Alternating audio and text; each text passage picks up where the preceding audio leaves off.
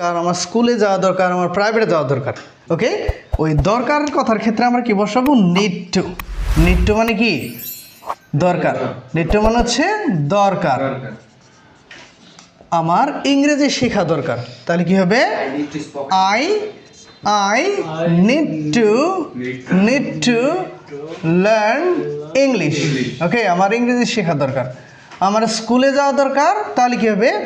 I need to go to school. Need to go to school. আমার স্কুলে যাওয়া দরকার, go to school.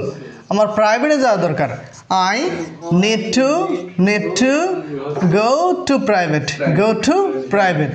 আমার ভাত খাওয়া দরকার, তাহলে কি হবে? I need to eat rice. এভাবে আমরা খুব ইজিলি নিড টু দিয়ে সেন্টেন্স বানাতে পারবো। ঠিক আছে, আমার কাজ করা দরকার, I need to do the work. আমার কাজটি করা দরকার, I need to do the work. আমার হাঁটা দরকার, I need to walk. ঠিক আছে, আমার বলা দরকার, I need to speak. আমরা নিড টু কখন বসাবো? কোনো একটা দরকার আছে আমার, হ্যাঁ, কাজটা আমার দরকার, এই কাজটা আমার করতে হবে, দরকার। ঠিক আছে।